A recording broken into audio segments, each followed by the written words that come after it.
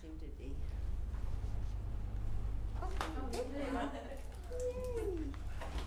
All right. Okay, welcome everyone to the June 5th, 2019 meeting of the Neshoba Regional School Committee. Calling the meeting to order at 6 p.m. Our first item on the agenda is citizens' comments. Are there any citizens' comments this evening? Okay. Thank you. So we are going to move to the chair updates. So I do have the subcommittee assignments that I will distribute, and then we can talk about them a little bit.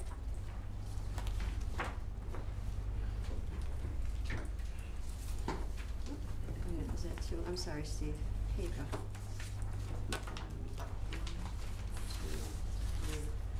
1, 2, 3, 4.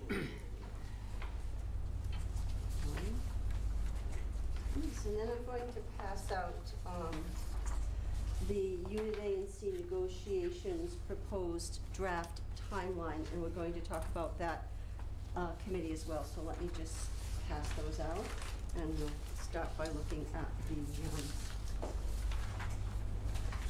the subcommittees. Okay? All right. So thank you everyone for your input regarding the preferences that you have. We are one member short from Lancaster, and we are hoping to have a member to serve out Elise's, the final year of Elise's term. At the end of our last meeting on May 22nd, I found out that Elise has resigned, and there are some opportunities that she is pursuing, and there would just be too much of a conflict to try to do school committee and have her family and do other things. So we wish her well, and at some point it'd be nice to recognize her in some way. Yes. We could talk about that, and there should be cake. That's all I'm going to say. So if we could take a look at the subcommittees, and then... Is that chocolate? Well, you know what? She's a real diplomat, because I've always noticed it's like a marbles or the chocolate. But the real thing that Alita does is the chocolate mousse in the middle. Okay, I'm just saying. It's yummy. Yeah, it is yummy. Okay, so so you'll see that budget and warrant. We ideally like to have one person from each town on these committees. Clearly, Bolton only has 2, so we take that into consideration. So budget and warrant would be Joe, Steve, and Mary. Personnel would be Elaine and Mike, and I'm hoping that if we get another person from Lancaster, that individual can join a personnel subcommittee. Policy would be myself and Leah, and I may see if there's a volunteer from the group to do policy, but we won't know what our agenda is. That might help people decide. I know a lot of work was done by the policy committee last year, working with Dorothy Presser from MASC to get our policies ready to be included in their policy database. So we will have a searchable online database. We'll also be able to have access. We have it now, but not ours, but the ability to look at other districts and what policies they have. So more there. CPAC advisory. So I am going to be the liaison for CPAC. I was a liaison this year, and I really enjoyed it. So I want to do it again. Steve, if you are willing and would take on another responsibility, the emergency response advisory. I have no problem. Okay. Audit advisory. Yeah, we did that last year. So Okay. So the last one is the collective bargaining. And so we won't get started with that until a little later in the new school year. I've passed out the proposed draft guidelines for negotiations. We have 2 collective bargaining units, Unit A and Unit C, and Their contracts begin and expire the same years. So this is just an overview to get an idea of what the time commitment would be. So the first meeting that we have is really an organizational meeting. And part of that organizational meeting is to decide the parameters for meeting. So things like if there's a day of the week that works better for folks than others. If there is a time, I think, if I'm not mistaken, 5 o'clock, did we start at 5 last time? Okay, so it might have been 5 o'clock, and we agreed to meet for 2 hours, 2.5 hours, but all of this stuff is agreed upon ahead of time, and then we set several meeting dates in advance, but that's all done by consensus. So once people are on the committee, then we make those decisions. Ideally, we like to have a representative from each town to serve on that committee. And so you don't have to tell me today, but think about it, read this over. If you have questions, Anne Marie is a good resource for that. I served on it last time, and I thought everyone involved, it was a good experience with both Unit A and Unit C. So we'll make that decision as we begin the new school year, but just for your information, so you get the lay of the land, so to speak. Okay. Any questions so far?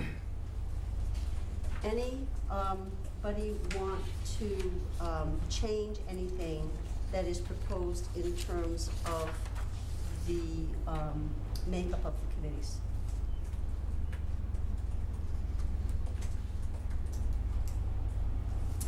So I'm not hearing anything. So would someone like to make a motion to accept the slate of subcommittee members for the 2019-2020 school year?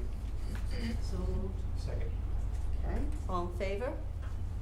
Okay, thank you.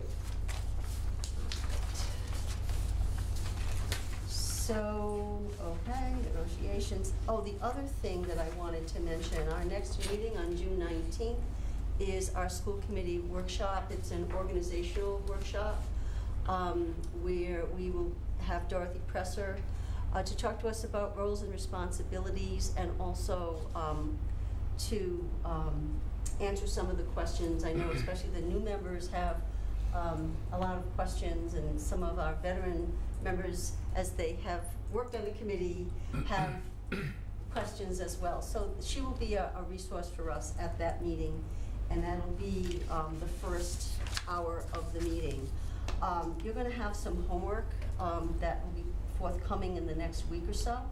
We have to review our protocols. We adopted protocols, and you'll see them in the, you'll also get your school committee manual at this June 19th meeting. We adopted protocols. They're on the wall behind us. It's just how we work together and operate together, and we are supposed to review them every year. We haven't since, I think, 2016, so now it's time. So not that we're looking for any significant changes, but what I'll be sending you are a couple examples of protocols, one from another school district and one which is the MASC, the model they use when they're talking about protocols. So I'm going to send those to you along with ours, and if you have any ideas or edits that you want to make, additions, so I would appreciate it if folks could come prepared to have that conversation. We're also going to do a self-evaluation. Again, we have a policy BAA, which is about school committee self-evaluation. And as I read through the materials on self-evaluations of school committees, what we're really evaluating ourselves on is how well we act on our protocols. So there is a rubric to look at, and I'm going to ask you to circle where you think we are and send those back to me, and then perhaps we can frame some goals around how we work together.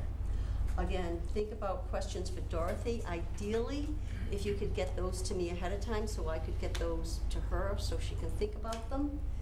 And then we're going to have the last hour will be the superintendent's school year 1920 vision and discussion regarding the district improvement plan.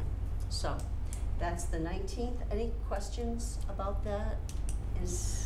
Yep, no. Okay, if you think of questions after the meeting, just email me or call me. Okay. So now, I'm happy to introduce Ibby Sonia. We met her, I think, like May. 2 meetings ago, I think. Yes. Yes, so we have some new members. So would you mind introducing yourself again and Yeah, of telling course. us all about you? So I'm currently a rising senior, so I'll be here all next year with you guys. I'm a varsity volleyball player, but I'm also very into music, so I kind of just involve myself in basically anything I can with school. And yeah, so that's about all it is about me. In a nutshell. Yeah. So, all right, so now your student activities report. Yeah. Thank you, go ahead. So I'll start the same way Colin did with the sports. So sadly, all spring sports are coming to an end as the school year ends. Baseball has a record of 12-8, and their last game is tomorrow at Neshoba. Softball is 11-9, and they have a tournament on Friday at Worcester State. Girls lacrosse is 10-8, while the boys are 12-6. And fall sports are already gearing up because there's a bunch of mandatory meetings for all teams next week. The arts, so the band marched in the Lancaster and Stowe parades on Memorial Day, and their last performance of the year will be at graduation this Sunday, and the choirs also sing a few songs there. Prom was a few weeks ago, and it was absolutely amazing. And then the parents do an outstanding job at decorating the school for after prom. On Monday, we practiced an evacuation at school after lunch, where we crossed 117 with the help of Bolton PD, and just hung out across the street for a little bit. On Monday as well, senior awards night, and then underclassmen awards night is next Monday, the 10th.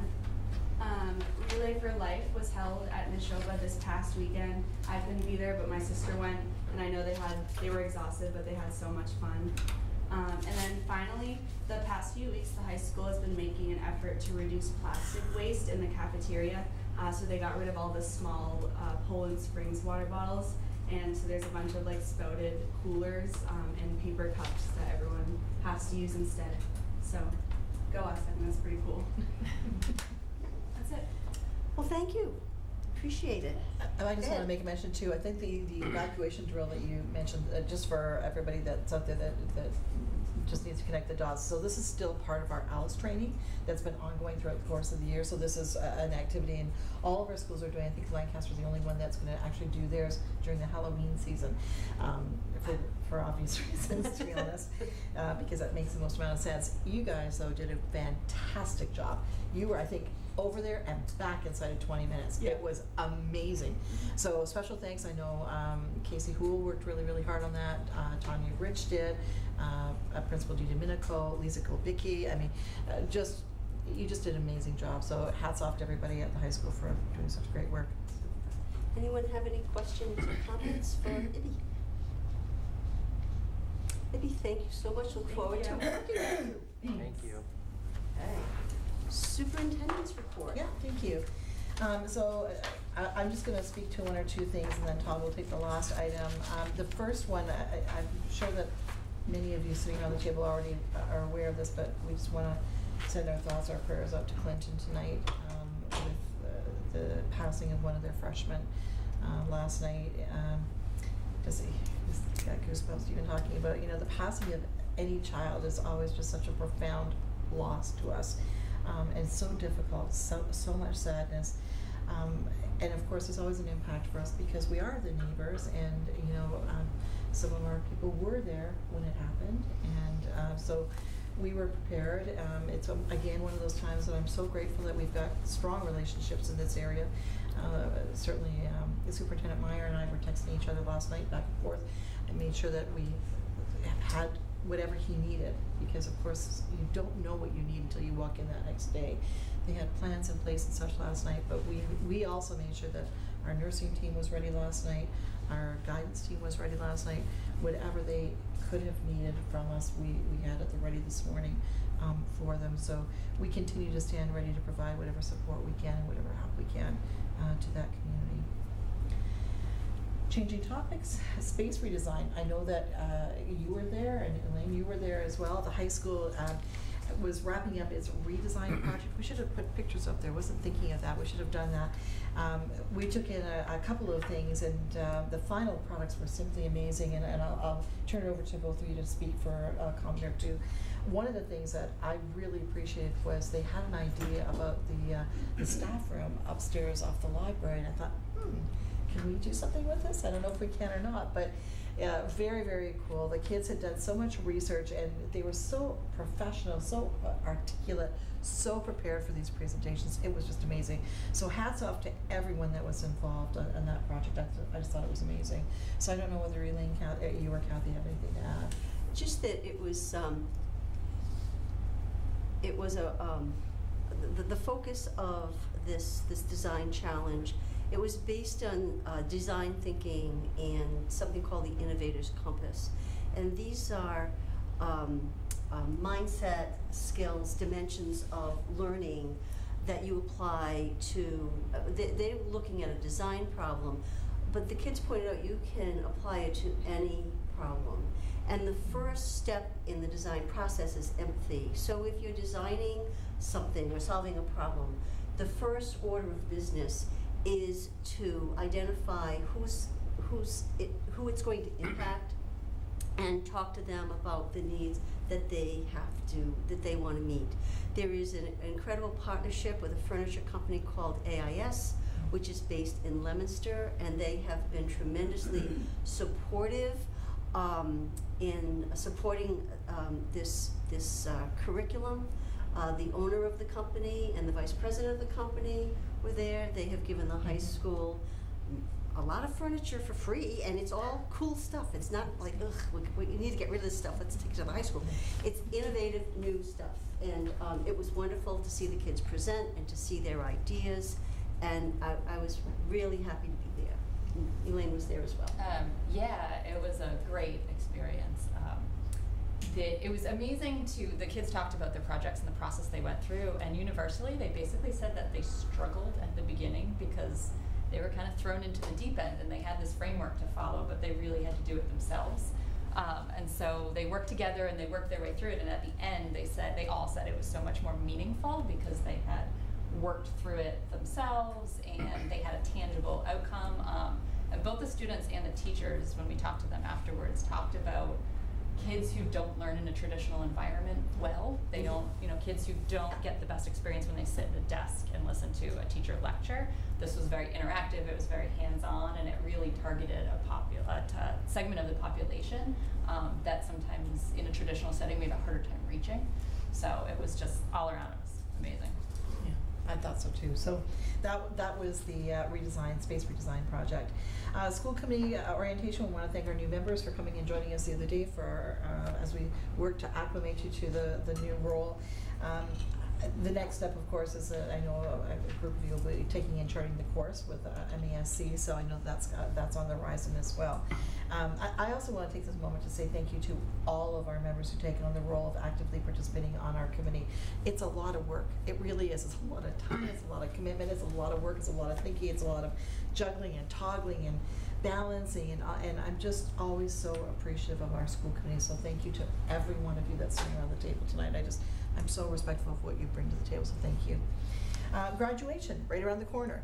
Our NRHS graduation will be held at the DCU Center in Worcester this Sunday at 12:30. It's always a beautiful ceremony.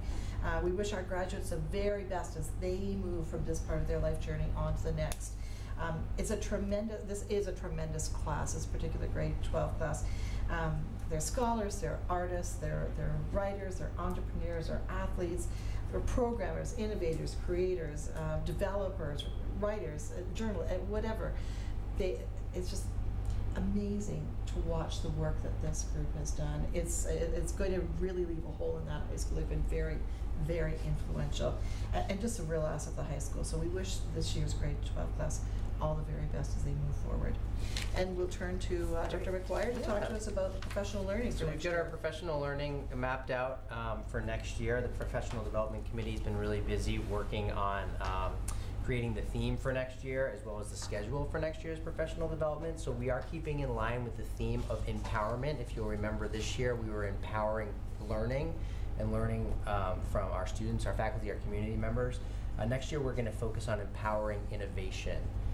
Similar to this year, our faculty and staff will participate in a variety of building-based and job-alike professional development opportunities that require them to create and promote innovation in their classrooms.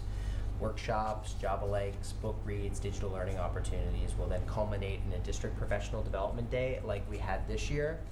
We're going to welcome Tony Wagner, who's a globally recognized voice in education, who's written several books, such as The Global Achievement Gap. He's also authored and produced several movies, such as 2 Million Minutes, The Finland Phenomenon, and Most Likely to Succeed. He'll be coming on March 6th for a keynote speech to the Neshoba community with a focus on providing our students with the innovative skills needed in a 21st century world. So faculty and staff will also participate in a district read of one of his books, Creating Innovators, as part of our professional work. And we've nailed that down for next year. So we're really excited about that. Yeah. And one of the reasons we chose the Creating Innovators book as the topic is because it just really sprung nicely from our work this year, working with the George Curls work, so we felt it was a really nice segue. It's not his most recent book, but the other thing that we really liked is it speaks, just like the George Curls work, speaks to the global school community, not just like teaching and learning. It kind of, we were able to use the George Curls book, whether it's with Pat's staff or Rob's staff, so we were able to use it across the district. And so one of the reasons we chose this particular book is because we feel that we can use this book as well, district-wide, at all levels. So we're very, very excited. So we sent a note around, I think yesterday morning. Yeah, and we already have almost over 100, about 100 teachers who've signed up who want the book That's awesome. as of going into this meeting. So we'll be placing a big book order before the year's out. So We're really excited. about it. So and to get Tony Wagner is really great. So that's somebody that's really well respected across the state, across the country. So we're thrilled, and we'll do the same kind of thing that we did this year to help us offset costs, to bring in other school districts and invite others in. And so our hope is really to replicate what we did on March 8th, but a little bit. Yeah, with now a little bit we get extra too. So And yeah, so that's what's where the we're going. date in March? March 6th. Friday, March 6th. Elaine and I were able to attend the one on March 8th, and so it's, if you can put that on your calendar, and if you can attend, I mean, George Koros was absolutely amazing. I had seen him speak before the previous year, but he changes things up, and it's very impactful, and he literally had people in the audience in tears. And he was being funny, but, oh yeah. Yeah, I was on it too. So anyway, but Tony Wagner, yeah, I've seen him speak to in the earlier part of the 21st century after his first book. And he's a very dynamic speaker, and the things that he has to say about teaching and learning, just, again, very impactful, and I'm glad that we're piggybacking Tony Wagner on George Koros, and interested to see what comes from that. So thank you. We're for very doing excited about it. Yeah. So Super. Thank you. Okay. And that's it for us. Thank you. Any questions about the superintendent's report? Yeah, Madam Chairman, I have a question. Yes. And forgive me because I'm new to the committee and I don't know all the history of the district, but I have a question about graduation. The district opts to have its graduation at the ECU Center as opposed to having it on campus at the high school. I was Right. wondering if the superintendent might speak to that and the reasons behind that. I don't know what the history is on that, to be honest, but I bet you Kathy Codian has a history on I that. do, So, I do. But honestly, I think for a million reasons, I would continue to do it where we do it. When you know the size group that we get, and you think, I mean, the age of our bleachers and everything else, and I'm just thinking. That's what I was thinking. It was an issue of Space is certainly a large issue. I mean, when you get into there, if you come on Sunday, I mean, there's there's no room in that DCU center. Like every seat is filled. Mhm. So it's just jam-packed, and even at that, I think we've got limited tickets as well. I think we've got tickets for anyone of you, I believe, who would wish to They have. attend. They've got them, yeah. Mhm. I mean, it's not easy to get tickets to, so there's that piece. There's also the piece that it's climate controlled. Mhm. And especially for, you know, those times when it's incredibly hot, because you don't really know ahead of time what you're gonna have for your temperatures or whatnot. So I certainly, for those kinds of reasons, but the crowd alone is just huge, so. It used to be outside, and then if it rained, people would have to go inside, and this was the old building, and the upper gym was the good gym at the time, but it was just not a good scene. So when I was there, we actually rented a tent and had it outside, and there were parts of it that were lovely. And I don't recall that we had any bad weather. In 2000, we actually had the graduation at night. We had fireworks. It was so cool. Now that being said, parking was an issue. People who didn't have tickets would just come and they circle round, and they weren't whatever horns they had, air horns. I mean, it would. I think it's better where it is. Yeah. I think crowd and- control as much as anything, quite frankly. That's right, and whatever it costs, it's worth it because it creates a wonderful Yes, experience. yeah. And there's plenty of seating, and it is climate controlled, but parking was awful. And then if you didn't have a ticket and it was outside, then, you know, you can't keep people off the grounds. Some people even brought their own chairs to put around, which was fine, but it's just a wonderful ceremony, and it's easy to get parking. Yeah. And it's a nice change, so. Right. Other questions? No? Okay, thank you. Okay, so our next item is our CPAC presentation, and I'd like to welcome Kim Karn and Francis Morgan to the table, our CPAC co-chairs for this year. And so they have been doing a lot of work this year on workshops for parents and participation in the APPLE, and I can't remember what APPLE stands for. Advancing Parent Professional Leadership and Education. And done by the Federation for Children with Special Children with Special Needs. Yeah. Yes, and so Joan and myself and Kim and some other folks went to their workshop and training at the beginning of May. And you'll see Kim and Francis will speak to the work that we did there, and most recently sent out a needs assessment survey, which they're going to talk about also. So I'm going to turn it over to you guys. Well, thanks, Kathy, for giving the agenda. That skip a slide. So, anyways, I'm Kim Karn. This is Francis Morgan. We were the co-chairs of Lead the Show CPAC from March of 2018 through April of 2019. So we're here today to kind of give you a year in review, what happened while we were the co-chairs in office, also to talk about the needs assessment that Kathy spoke to, and then to present some asks to the school committee based on what we found in the needs assessment in our time in office. So I have two clickers because why not? Can that work? Okay, so the agenda slide, which I just mentioned, we're doing a year in review first. Then we'll talk about the feedback from the needs assessment, and then looking ahead for 2019-2020. So I know there's some new faces in the room. Obviously, many of you probably know the answer to this question. I'm sure all of you do. But we wanted to just kind of go over what is the role of the CPAC and what is a CPAC. So based on the guidance from the Department of Elementary and Secondary Education, a CPAC is a parent-led group providing support to parents and guardians of children who have an IEP or a 504 accommodation plan. In our district, that can mean anything from answering emails from parents, to having workshops, to doing parent support groups, which we haven't started yet. But we also run our Facebook page. We collect all of the information from area CPACs and the workshops that they're hosting, funneling those out to our audience. So if there's something that we aren't able to put on for funding reasons that an area CPAC is doing, we're making sure that our audience is aware of those as well. So just trying to provide support to everyone in Neshoba that's on an IEP or 504. So next I just kind of wanted to touch briefly upon what we did this past year. So we held 10 workshops, which is kind of a record-setting amount at 1 per month. Our last workshop at Center, we actually kind of worked and co-hosted with Principal Mulcairn on that one.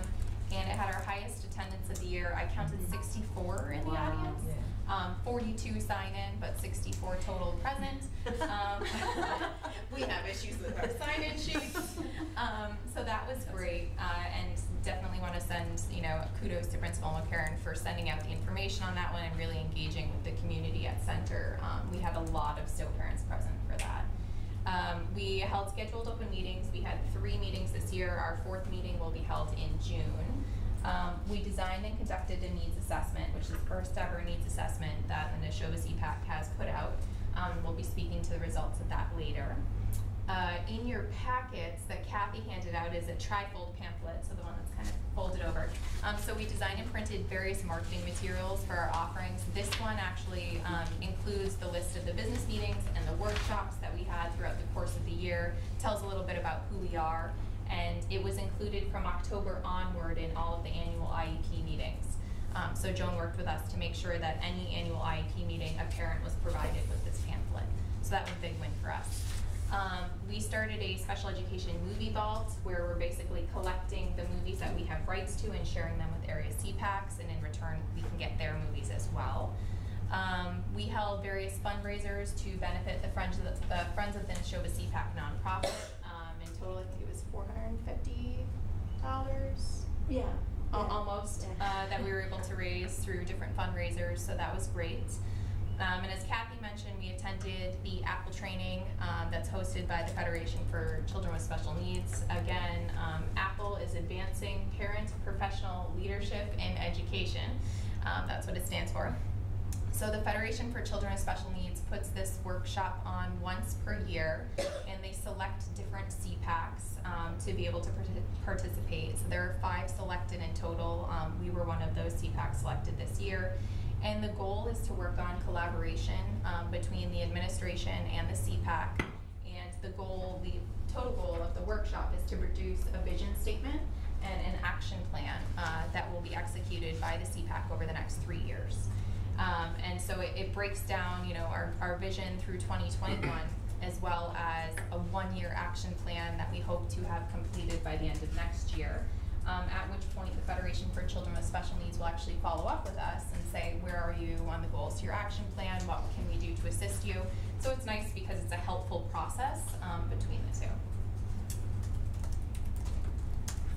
Excuse me, and I just want to point out to folks, Oh, you sorry. have the action plan that was created at the Apple workshop.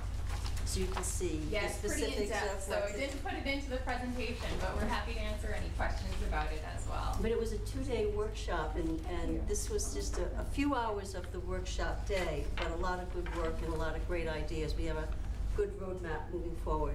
Yeah, and another cool part of that too was just about the leadership training. So we did go into some of the personality types and did our whole Myers-Briggs basically assessment, or whatever they called it, but it was the Myers-Briggs, the knockoff version of. But it was great because we could see, where we each fell and kind of get a better understanding of how the administration or the administrators kind of function in their best environment and how we function in our best environment and how to bring those skills together. Can So I it was ask a great. quick question? Yeah. So it seems like your action plan is focused on your organization, not necessarily like policy changes, or it's not kid focused, it's organization focused. Right, so the idea of the Apple is to create an interaction plan between the district and the CPAC. The CPAC is able to ask for recommendations and policy and advise the school committee on recommendations and policy. But Apple is really about getting to the point where those recommendations are heard and there's a more congenial environment for the CPAC within the school district. And so it's really kind of training people how to interact. And CPAC is populated by parent volunteers, and so sometimes they don't have the leadership skills or things like that. So it's basically kind of training training parents how to do the policy work that they need to do based on the laws that govern a CPAC. Okay. As I mentioned earlier, this is the first year that we have decided to conduct and put out a needs assessment. DESE recommends in the guidance that goes out to all CPACs that we conduct annual needs assessments and that we share the data from those needs assessments with the district and the school committee. So this was kind of our first attempt at this. We partnered with Dr. Jacqueline Reiner, who's actually behind us, to create the questions for our needs assessment to make sure that we're asking things in the right way of our audience, and that we're getting to, the root of any opportunities or problems that could exist, and also being able to pull out the strengths.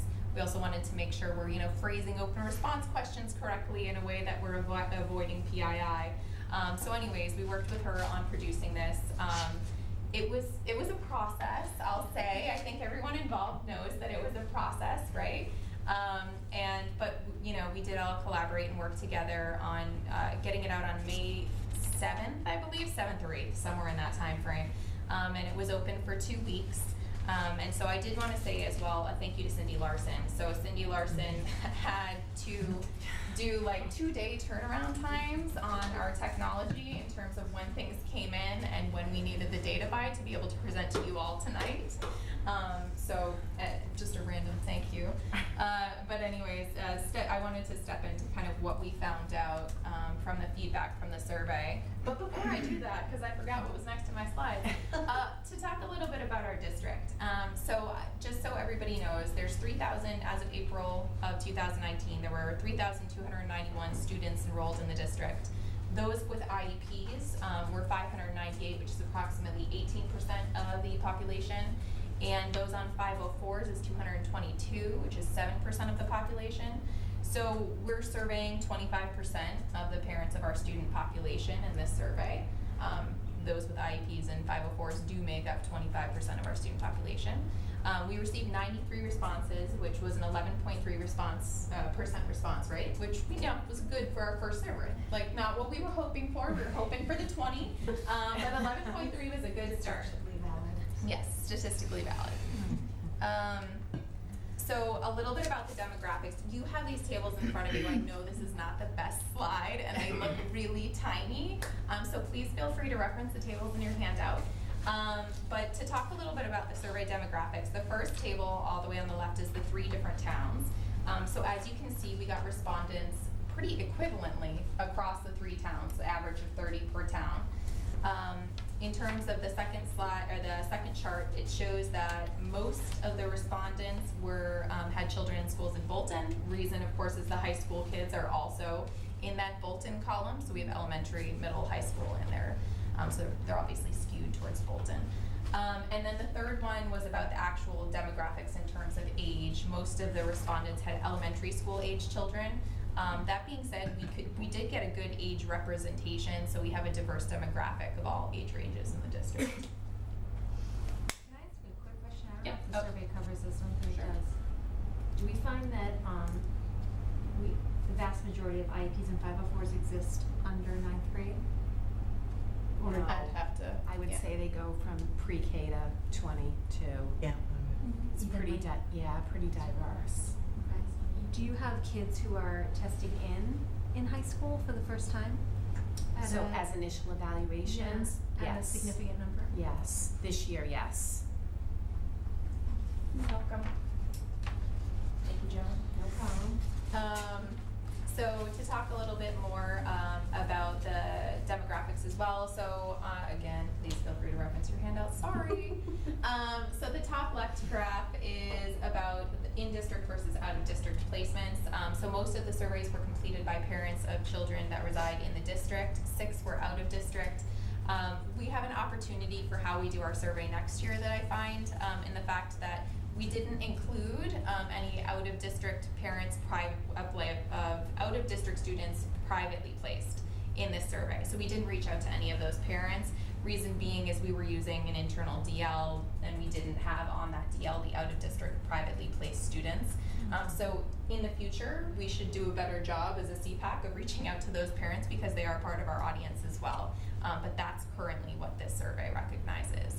And the chart directly below is the separation between IEP and 504. Most of the parents that completed this survey had a child on an IEP, not a 504. Again, that's kind of indicative of the audience. It's more than twice as many that are on an IEP as a 504 in Neshoba. And the larger chart that you can probably actually see is about the educational disability categories. And as you can see, we got a wide range. So we have a really diverse group of respondents in terms of the educational disability category. And we do have some deep dive tables that Kathy handed out to you as well that show about their perceptions by different disability category. So, yep. Hi. I was wondering if CPAC is, to what extent is CPAC sort of a student advocacy organization or program advocacy organization, or if it's just a navigational tool for parents who are new to special education and are trying to sort of manage their way in different schools, different programs? Or maybe a combination of all three, I don't know. I was going to say it's a combination, but it's more, the charter of the CPAC is for parent support. So we're not created as or we're not here to advocate on one belief, another belief, or one, type of educational service, another type of educational service, getting services for XYZ. We're here to support the parents in the district and to give them the information that they need to make informed decisions, point them to the right person in the district to make an informed decision for their child. So it sounds like the navigational tool is the sort of predominant. I guess there's two roles, right? We're here to serve the parents. So when they have questions, when you have a child with special needs, there's generally a large amount of very specific information that you need to have. And if you don't have that information, who do you turn to? And the Federation for Children with Special Needs is funded by the state to train the CPAC members to have the information to at least point parents to resources. The other part of that is to collect information from the parents and then give it to the district so that the district can then base policy on the information that we collect. So I'd say we're more of a liaison between the parents and the district and making sure information goes both ways. We care a lot about students and we want them to do the best they can, and that's a large part of advising parents. Yeah. But our charter from the CPAC laws is to basically support parents and give information and advice to the district. So a little bit about how the data was collected. So we had a couple of different questions, or types of questions on the survey itself. So we had Likert scale questions, which use a 5-point agreement scale to measure respondents' level of agreement with a variety of different statements. We also have multiple choice, single response, multiple choice, multiple answer, and we have the open response questions where a respondent answers the questions in their own words. So they answer the question in their own words. 2 of the questions are the ones that I'm going to be talking to on the slides that I'm going to be presenting here, which are about the data in terms of strengths and opportunities, and those ones are the Likert scale questions and the open response questions. So to talk about the strengths of the district, so we took the strengths from the Likert scale as those scoring above a 4.1, so 4 being agree. So what we found from that is that there's a theme of awareness that came across in the district. Our parents are aware of what an IEP is. They understand special education. They have a strong awareness of what the CPAC does in terms of that it offers the events, it offers the free workshops and the presentations. And then our parents also feel that the input that they provide is reflected in their IEP. So they feel that they have a collaborative relationship in the fact that they can provide input. In terms of open response questions, the responses that were positive were overwhelming in terms of teachers. So literally every positive response that came in, which is why there's only one up there, said the word teachers, and it was almost always preceded by the word great. And it was great special education teachers, great classroom teachers. And so I think the biggest thing that I took out of this survey as a strength for our district is we have the right people in the roles of the teachers within our district. We have great teachers. We also had words come in like caring and understanding and supportive. So the parents also feel that that our teachers are in it for their children and that they're also supportive of the parents on IEPs. Opportunities for improvement, so question scoring, less than 3.5, more in the neutral zone on the Likert scale. In these ones, there was definitely a theme of communication that came across in all of the areas for opportunity. So there are some communications on the CPAC side in terms of parents not knowing where to look for our agendas and meeting materials, or not having enough advance notice to actually be able to attend our meetings and workshops. And then in terms of communication with parents, parents felt that they were not well informed of their child's progress relating to specific IEP goals, benchmarks, and objectives. And then in terms of the open response questions, the common theme word that came up more than anything else was the word communication. And this word communication came up with all different facets of the district. So there were some that said administration, there were some that said teachers, there were some that said school committee, I'm sorry. But so it did come across in terms of all different facets of the district. So I think as a district, we definitely have an opportunity in communication, and our parents feel it's our strongest opportunity. The other thing that came across were the words progress and update. So as I said earlier, parents felt that they weren't well informed of their child's progress relating to the IEPs and benchmarks and goals and objectives. But it was more than that in the open response questions. It was that they felt that they weren't getting check-ins on their child, that the communication wasn't really there between the evaluation periods, if that makes sense. So that it was, my child's getting a report card, and here I'm getting an evaluation of my child's progress report, but in between that time, there was no communication made. So there was a lapse of communication happening there. And I think both of these words to me represented kind of not knowing and addressing parents' frustrations and concerns. So there's, the word communication and the word progress, right? Parents are frustrated and they're concerned about their child, and there's no check-ins. So something that I saw as an opportunity out of this data, or we saw as an opportunity, was kind of tailoring the conversation and the communication that happens around the needs of the student, and looking into how we can better tailor that communication within our district and community. So another thing that came out overwhelming in our workshop was about the types of requests for future workshops. So networking and social, our district really wants workshops on networking and social events. They want anxiety and emotional health workshops, and a workshop about the Ask the Advocate. We also do our basic rights workshop every year through our CPAC Federation for Children with Special Needs. So that one we will continue doing, and then we always do a transition workshop for transitioning to college. So those 5 workshops will basically be our plan for next year, peppered in with anything else, that kind of pops up or that there's an interest in, but we have a very strong roadmap based on the survey for what the community wants to see. So in terms of asks of the school committee for 2019-2020, and this is based on the feedback from the survey. So one of the opportunities that we saw based on what you just saw in the workshop requests is that our parents want some social offerings, they want some networking opportunities, and actually from talking to area CPACs, the best way to build a CPAC and to grow the CPAC membership is by doing more of these networking and parent support groups. Our 240 grant, which is how we get the money for the CPAC workshops that we put on, does not include any social functions, networking functions. We can't use it for food, we can't use it for drink. The CPAC Stars recognition program that we wanted to do, which is recognizing teachers, is something that we actually can't use the money for because of how the grant is written. So we would ask that you guys kind of work to see if there is a better grant for us, or if we can rework the wording of this grant somehow. Maybe it's reaching out to other CPACs or reaching out to other administrations to see how they worded theirs, so that we can get the parents the networking offerings that they need and really start the CPAC Stars teacher recognition program. That's something that we had hoped to do this year, but just frankly couldn't afford to put on with no money. So that's the first thing.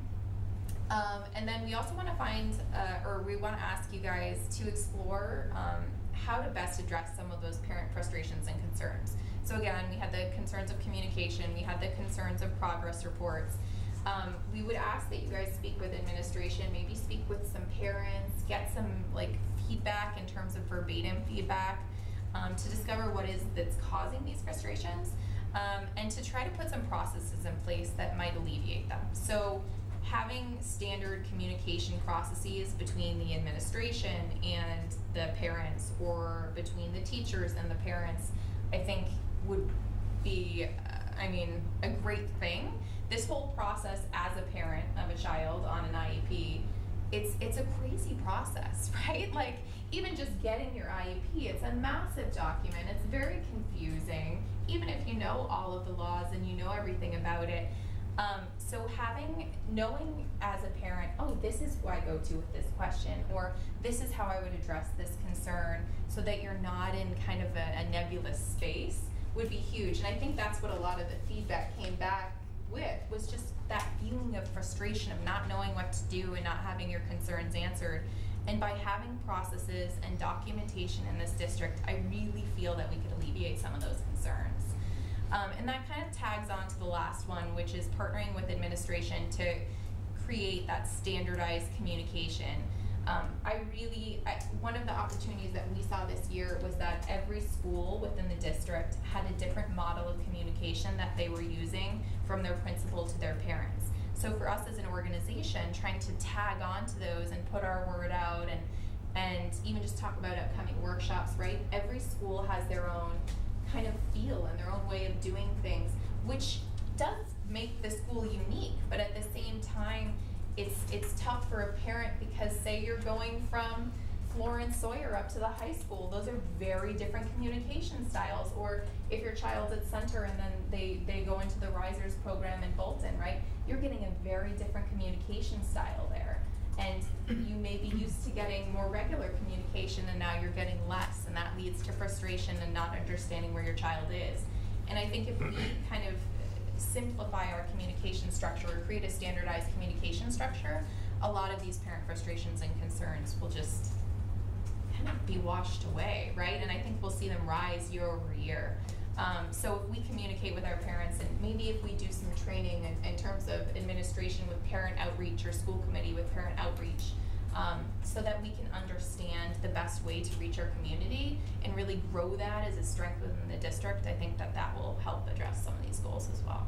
I also think, I think on the communication part of it, because we had to collaborate with every single principal for every single building as a committee to get our information out. Like, one of the things in the survey was to say that they didn't get enough advance notice of our meetings, they didn't know how to find our material, and I think it's because our parent liaisons to each school were not standardized in how they were able to interact with each school too. So I think that a standardization for the CPAC would really help with like the cooperation between the CPAC and the school district, and that like our communication would get out as well. And I mean, we had to really expand our charter when we developed the positions to be elected into, because we had to expand it based on the model of like multiple communication needs. I mean, we really have to have communication needs for every building principal and every PTO and PAC with every building, because that's the only way we can kind of communicate with the entire community. So it's difficult, because we don't just serve special education. I mean, we're state and federal funding, so we're supposed to technically reach out to everyone. And I think if we can improve our parent outreach, we can improve the parents' perception of what we're doing as a district, right? And what we're providing to them and what we're providing to their children. And I think that a lot of these more opportunity responses were perception responses, right? Like a perceived loss or a perceived gap. And so if we can work on kind of improving the structure, the perception will also improve. I know that we're over on time, Kathy.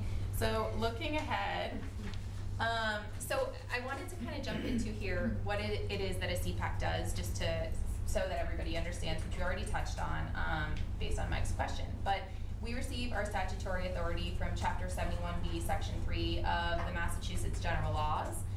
And based on this law, our goals are advising the school committee on matters that pertain to special education and the safety of students with disabilities, and meeting regularly with school officials to participate in the planning, development, and evaluation of the district's special education programs. And that's why we're here today. That being said, so as I mentioned, we were the chairs from March of 2018 to April of 2019, and we had a great year, and I think that we set a really strong base for someone to take over the organization and to start coming into a new chair position. That being said, we stepped down in April of 2019, and nobody ran for any of our board elected positions. So we currently have a fully vacant CPAC board. So this is what I put up on the next slide is really the ideal structure, right? So based on our bylaws, as Francis spoke to earlier, it's a wide district, right? There are a lot of parents to serve. So we have the 2 co-chairs to split that main responsibility. We have town representatives, so a minimum of 3, but ideally 1 per school, based on the communication structures. We have the Parent Advisory Council liaisons that would present our information to the PACs. We have a social media communications manager that kind of monitors the email as well as does the Facebook page. And then we have a secretary, and then we have the appointed position of the Friends of Neshoba CPAC manager. General membership is open to any interested party, so it doesn't have to be a parent of a child on an IEP or a 504. We have some parents that are active in the CPAC that do not have children on IEPs or 504s. Anyone can go into these positions. We just don't currently have anyone in these positions. According to the Attorney General's office, a CPAC is a subject body, is a public body. We're subject to open meeting laws, and we act as an advisory board to the school committee. So basically, we act as a subcommittee of the school committee. That being said, in times of a vacant position, the role of filling those CPAC board positions is handed over to the school committee. So Kathy is aware of this, that we have these vacant positions. And as I mentioned earlier, the board sits totally vacant. As you all know, we have the coordinated program review coming up this year. One of the items on the coordinated program review is about the CPAC, and you have to identify that you have an active CPAC. So it's not only that it's established, it's also that it's active. In order to, be in compliance with that, we have to have an active CPAC. So there has to either be an elected board or an interim board in place so that we aren't at risk of non-compliance. So one of the big asks that we have of you guys and the administration is to reach out to building principals, reach out to anyone that you know that's an interested party for the board positions. We have a couple people that might be interested but have not made formal commitments. We really need to identify future leaders to lead the organization and people that would be, that could work well with the administrative team. So they would basically, what would happen is they would serve on an interim board until at which point a full board could be in place to be elected into office. As we mentioned earlier, we have this Apple Action Plan that we created and that we spent 2 long but amazing days, right? Sitting together in a room creating.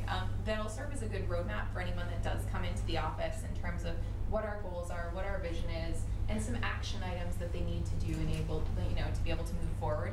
So we have this in place. A lot has been accomplished, but we need someone to take it over. So we would ask, that be evangelized, that the CPAC has some vacant positions. So anyways, we want to keep the momentum going. With a caveat that we can do another election meeting for our business meeting on June 14th, is that right? As long as we get it out 2 days in advance, right? Right. So if there is some feedback that there are people who would like to run, we can just run our last business meeting as an election meeting. So just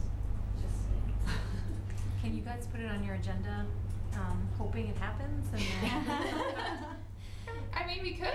Yeah. Isn't that what an agenda is? Yeah, right. Yeah, we can put it on and then just hope that someone comes and says, hey, I want to be a member of the CPAC board. But if there is anyone that you know of, anyone in your towns that you think would be great for this role, or if there's anyone that the administration or building principal sees and identifies as a great person for the role, please feel free to reach out to us or to Kathy, and we'll help.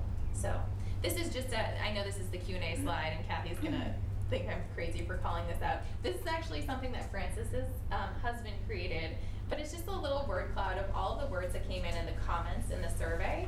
So, and they're larger based on the size, based on the amount of times that they occurred in the comments section. So it kind of shows the words that are important to our community. And I mean, obviously district is the biggest one. So like, we're 3 towns, we have 3 different personalities, right? We're running 3 different ways, but we're one district. And so it was interesting for me to see that. So with that, are there any questions for us? Madam Chairman, I just have a question. Yes.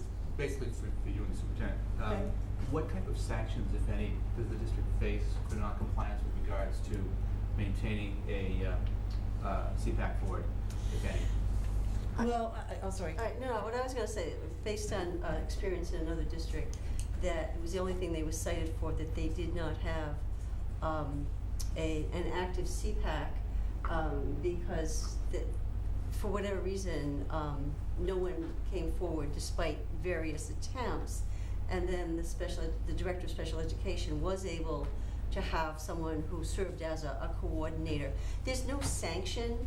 It's when you do the coordinated program review, and correct me if I'm wrong, Joan, if you're deficient in an area, you fix it. If it's not done, do it. So there's And no they issue can- with funding or anything Oh, like no. that? Oh, no. It's No, one but- criteria Go ahead, of Jo. many elements. Yes. It's one criteria of many elements. So this year we did a self-study and a self-assessment that we've already submitted to DESE with a number of indicators that we're required to provide. And CPAC will be one of those criteria, and they will ask. I mean, we were able to obviously submit lots of things we did this year because it was so well run and so well advertised.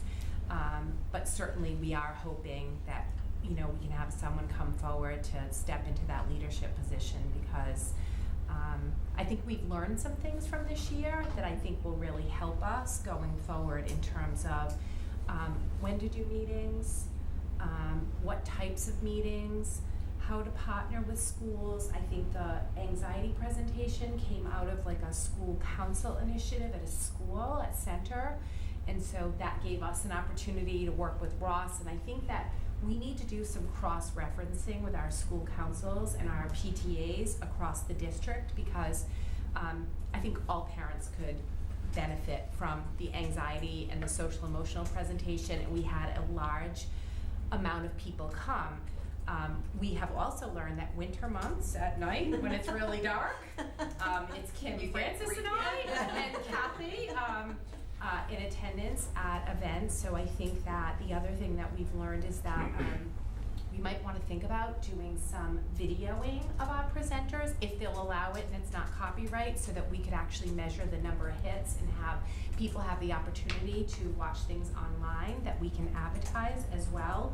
So I've thought about that because I think to tag onto that, the last one was, so that was our first time, the anxiety workshop, actually, Stowe TV broadcast it, and then it's up on their YouTube channel now. But the thing with that, as Joan mentioned, is a lot of our presenters, this is copyrighted material, they're giving it to us for free because we're asking really nicely with really big smiles, right? And so they, they're not going to allow us to videotape and broadcast unless we're paying them the fee for the materials, which we at this point, can't afford. But for some of our internal presentations, so our reading specialists and our special ed teachers presented a whole reading series on what do we do about, how do we present reading, multisensory reading in the district. Like, I think our staff members would have been open to being videotaped. Our occupational therapist came one night and talked about, fine motor, but also sensory motor and all of those pieces as well. And I think they would have been willing to be videotaped. So as much as we can get out there to provide information about what those providers do in the district, I think would be really helpful. And I think going forward, that's something we need to be mindful of can we have it videotaped and present it in the information is a different way. Because I think one of the themes I read through some of the comments was, It's tough at night after people have worked all day and they go home, and 7 o'clock is a tough time. People are putting their kids to bed, or they're eating dinner, or they're doing homework. So we have to make those presentations more accessible at different times so that it can be available to people. Can I respond to his question? The Certainly. original question? But so based on the Apple presentation and the Apple plan that everybody has, the Federation for Children with Special Needs, the director, Leslie, that is her name, she actually is going to check in on that plan and make sure that we're doing it, and she is also a contractor for the Department of Elementary and Secondary Education, and so if we are found far enough out of compliance with the laws that govern the CPAC, there are fines. But we have a lot of opportunities, we have a lot of information, but that is something that we should act on, because if we get far enough out of compliance, yes, there are fines. Brooke? Yeah, I just wanted to say, Kim, I thought you did a great job tonight. You carried the bulk of the presentation. I appreciated your professionalism and everything. And I think to both you and Francis, I think hats off to you because as you had alluded to earlier, this was a tough process, because we had to also run it through our lawyers. There was a lot of stages, because this was the first time we had done this, and it could have been too daunting, and it wasn't for you. And hats off to both of you for rising to the occasion and persevering through all of this. I'm very, very respectful of the work that you've done this year. And hats off to the presentations too that were so successful. And that last one was that was amazing. What an amazing turnout. What you really want is that, replicate that now for every single time, right? Well. But hats off High to bar. both of you. Yeah, hats off to both of you for your work. I think to do that, a large portion of the audience participation was that there was a building principal who heard and asked from his community and came to us and said, We see you're doing this, yes, can we partner? Can we partner? And we saw throughout the district that there were opportunities going on where a partnership wasn't happening. And so I think again, some sort of overarching district communication plan that would allow, for example, the Bolton After School program hosted the woman who runs the Peter Pan Center as a speaker, and we were never contacted, and I thought, well, we have extra money, we could have helped fund that, and that could have been maybe a district-wide presentation, not just a Bolton presentation. And so I think that there's opportunities that are being missed, and budgetary opportunities that are being missed, because there's not enough communication and there's not enough access. Well, thank you to you both. Really, really appreciate it. Are there Thank any you. questions for, So I just had a quick question. It sounds like we've got meaning you guys, have two missions coming out of this. One is you guys did a ton of work this year, and it's kind of sad to see that people aren't really excited and wanting to take it to the next level. So you guys have a mission of getting the next level of CPAC leadership. Not that it's all on you. There's a lot of partnership there, but it also sounds like there's some things coming out of this needs assessment that you, meaning the administration of the district, somehow need to address. So how do we make sure that these things are actually happening?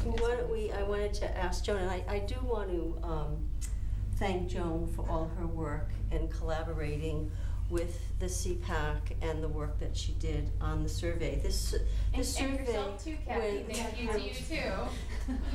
Being involved in all the iterations I had of so review. much fun. Seriously, but no, I think that one of the issues when I started was the sense that the district didn't want to collaborate with CPAC, and I found that the opposite to be true. I think what happens, and we're going to segue into communication in a minute, but issues with communication and the channels of communication, but also understanding roles, just getting in sync. And I give Francis and Kim so much credit for the work that they did. I think you almost set the bar too high. So if nobody wants to do it, it's on YouTube.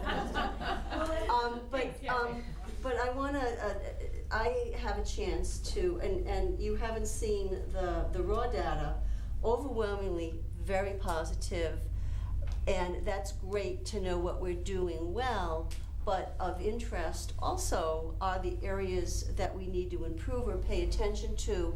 And Joan and I had a brief discussion, but I want to ask Joan to speak to her, what she took away from the survey data. Sure. I think that with the progress notes, you know, that was something that really was striking to me. And I said, we need to figure out how to communicate how often we're sending out progress reports, because I think that depending on what level, we're either doing it trimester or we're doing it quarterly. And do people know that every report card, there's a progress report? Are they coming together? So that is something that we started to look at in the spring, because we found some inconsistencies across the district about how progress reports were being sent. So that was pretty eye-opening for me, and it was actually helpful, because I think that we were getting some information about, I got a report card and a progress report in the same week, they weren't together. It's really important that they come together.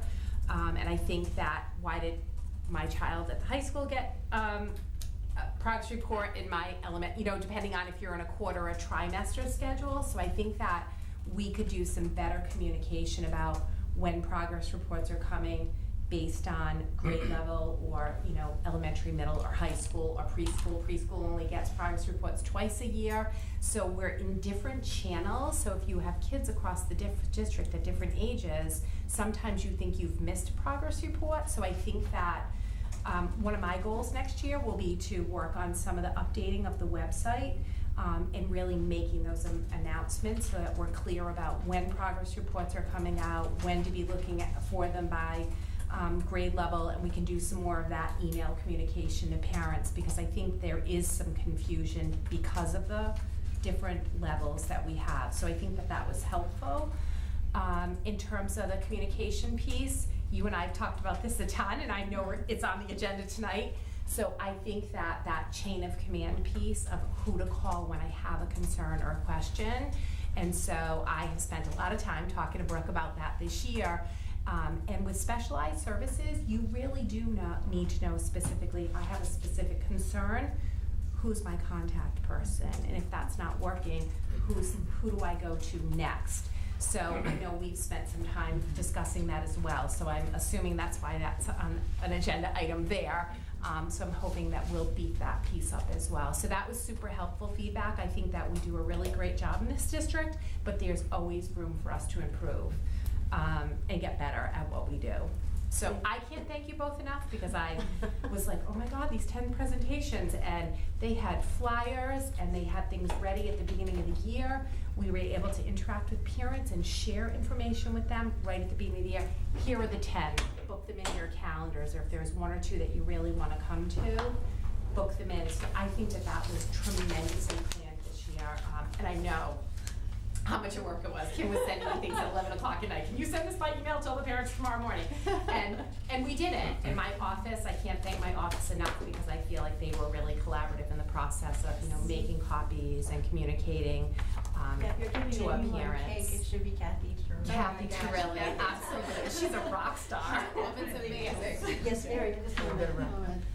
You have done an outstanding job, and I agree with Elaine in the sadness that we don't have people coming forward.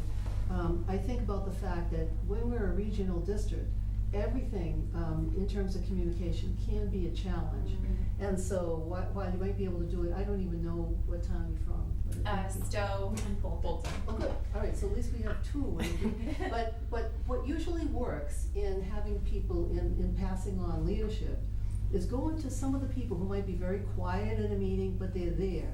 And they don't think that they can possibly step forward, but asking them. And I think the safety value is that you have two co-chairs, and you have everything so well set up that it's such a shame. So not to put this whole thing on you, because I hope people will watch this and think about this, but asking people and saying, you can do it.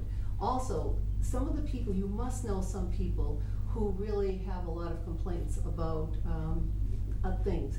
Those people, go to them, give them an opportunity to be part of the process and to come forward and say, you could be in a leadership position, you could be a town representative, you know, this is for your child, this is for all of us, and you can do it. And so I'm just hoping, it would be such a shame not to have someone following in your footsteps. So be thinking about people. They're on the outskirts. They might be kind of shy. There might be introverts. Talk to them. Say, why don't you do it? I'll help you. I'll tell you the things that we did.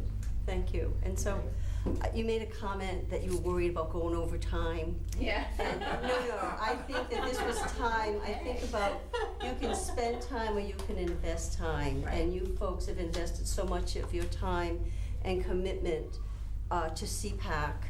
And I don't know many school committees that have a liaison to the CPAC. I don't know if they're supposed to or how it all works, but it has really been a good part of my year working with both of you and going to the meetings and the training, which I told everybody I dreaded going to, but I left feeling like it was so worthwhile, and I felt hopeful because we have a plan and ideas, and the district takes its responsibility seriously about support for CPAC, and that there are a couple of names being bandied about.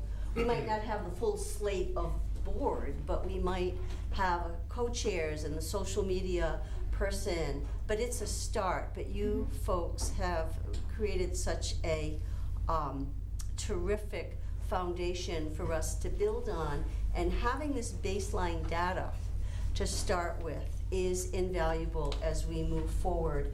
And you know, some people look at negative feedback and think it's an indictment of everything that's wrong. And as educators, we look at it and think of it as informative feedback. This is good information to have. Sure, we love to hear how swell we are, but this is helpful. This is going to help us grow. So I really, really, really appreciate the role that, the leadership role that you both played in that. So thank you. I hope to see you at the meetings. And I have your phone numbers and email addresses, so. You might even know where we live. I do know where you live. Thank you so much. Thank you. I appreciate all your work. So, coincidentally, speaking of communication, the district, one of the district improvement plan goals had to do with communication, and this is something that certainly CPAC informed, but other areas of the district, segments of the district, informed us of the need to do something. And so I'm going to turn it over to Brooke to talk about the channels of communication. Sure, thank you. So this work started probably about a year ago. We involved a number of people as we pulled this all together, and I'm not going to read through because I know that you can read probably faster than I can read as we go through the slides here. We kind of looked at some of the key areas. So, Alita, not that I'm going to ask you to go through everyone, but I think that you've got it in front of you. So, if you take a look, for example, we looked at where were we getting the greatest number of questions. What were those targeted areas? So, for example, you see curriculum and instruction in pre-K to 8, but then also curriculum instruction in 9 to 12. Special education and personnel, of course, came up. The student discipline, things involving athletics and co-curricular, technology issues. I'm going to go through all these quickly. And technology and acceptable use issues. So we kind of took a look at some of the key ones and then said, okay, let's pull in the various stakeholders. We created a template, then we circulated, we had discussion at our admin groups, at our principal meetings as well. So we feel that by the time we were ready to roll it out, we felt very comfortable with it and said, yeah, we've talked to everybody that we felt that we needed to talk to. And certainly having Dr. McGuire come in as well, for example, he helps to oversee things in different areas than I do. And so we were able to kind of share some of the work in this area. I'm not going to talk through all of them, but in essence, one of the things that came up certainly in my first year here is people just didn't know where to go or what the channels of communication were. And honestly, I don't know that we knew what they were. So it gave us a great opportunity to go back and say, let's map this out. So for example, here, and now we will go through it kind of quickly, Alita. So here's curriculum instruction for pre-K to 8.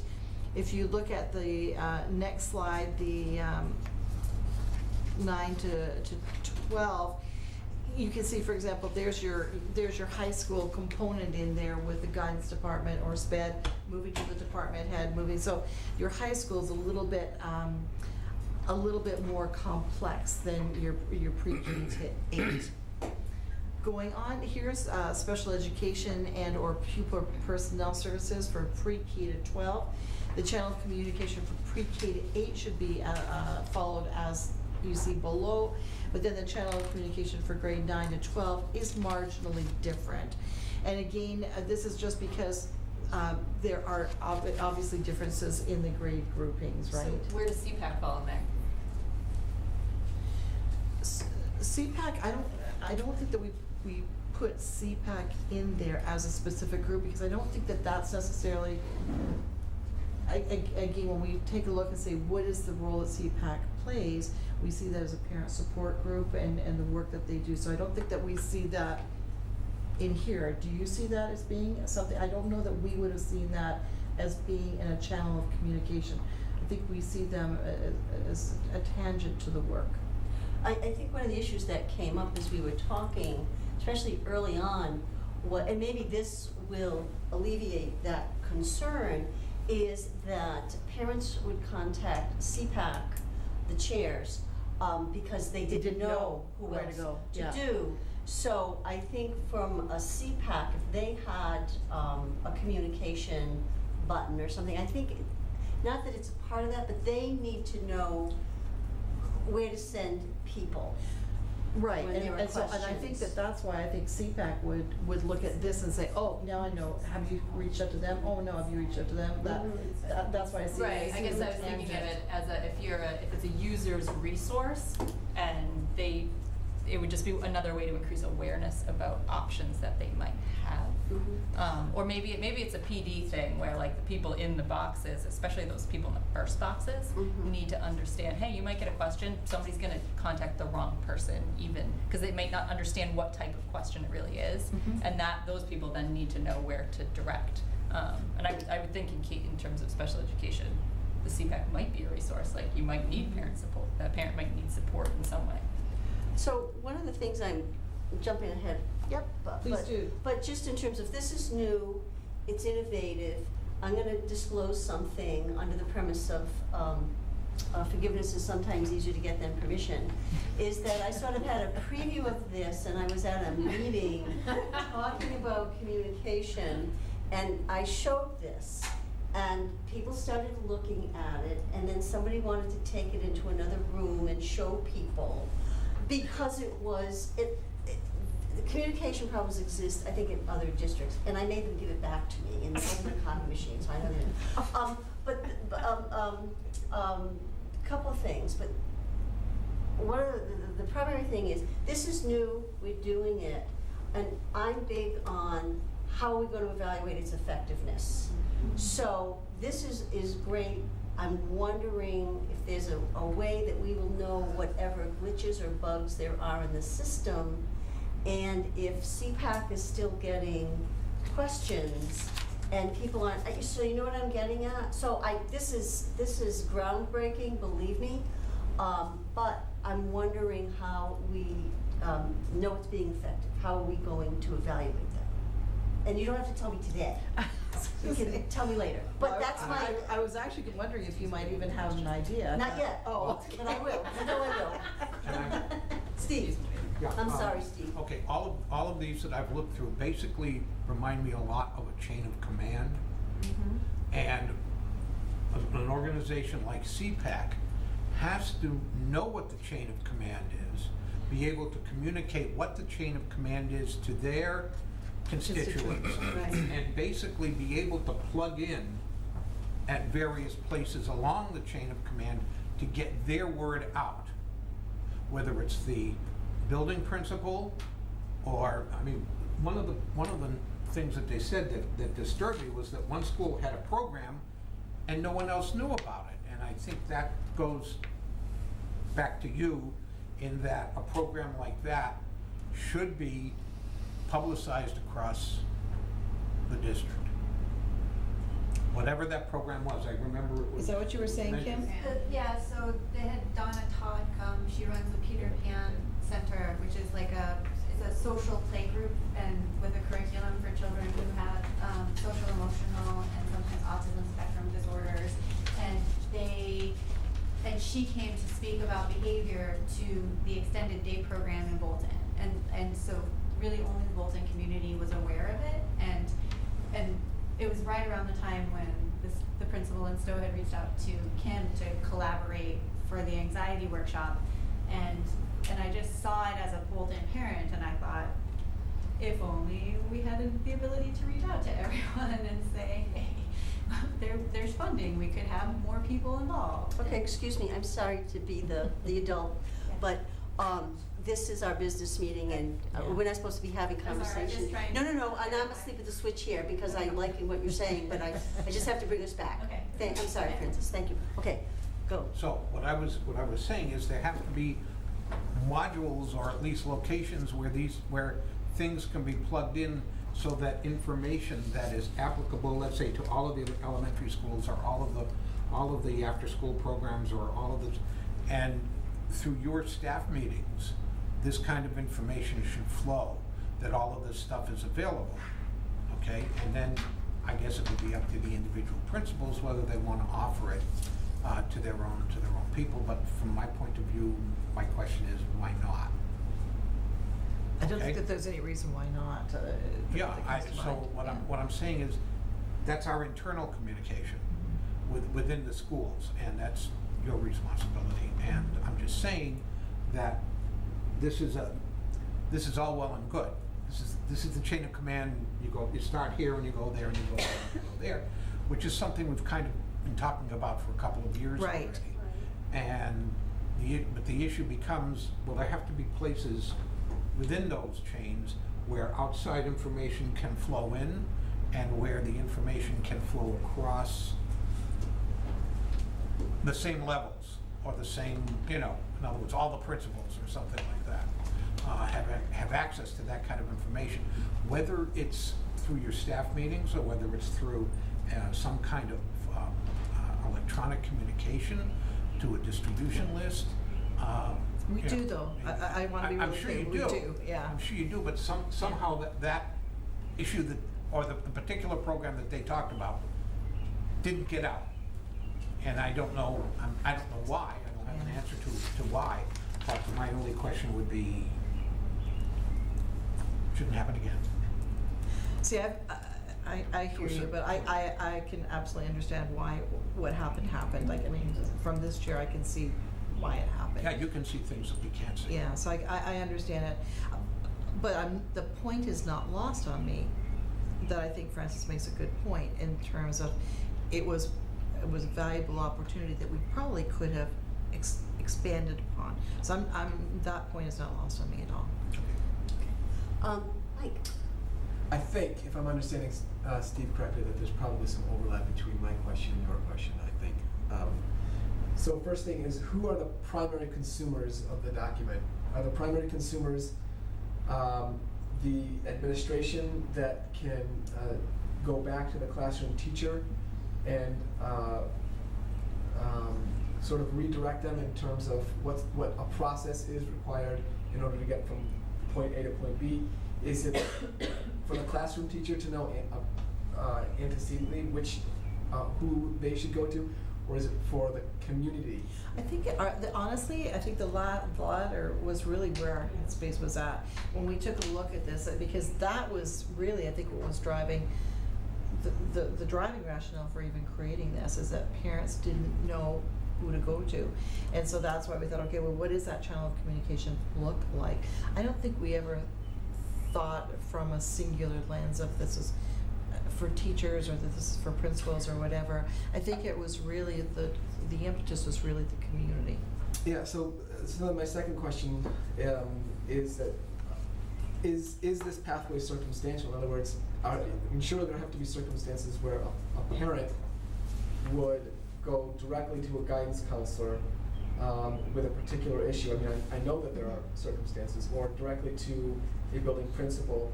I mean, I'm looking at the matters involving SPED or personnel services, and between the the parent and the superintendent, there would be 1, 2, 3, 4, 5, 6, 7, 8, 9 steps in order to get to the superintendent. So are you saying that this is rigid enough where this is the absolute pathway, or is there No, some I don't think so flexibility at where all. there are alternate pathways? I think it's just a skeletal saying, because I Right. really think people really didn't know. For example, I'm trying to think of an easy example. I think sometimes that they wouldn't think that. Well, for example, if they were to think, well, they should just go to school committee. Well, actually, no. There are other pathways that you need to take first. And what would happen is we would do a redirect back and say you need to go back to that principal. Think of busing, for example, misbehavior on busing. I'm not thinking of the really extreme cases. I'm thinking just the generalities. There are some very specific people that help to oversee that. And I think that if people didn't see something like that, they wouldn't know that.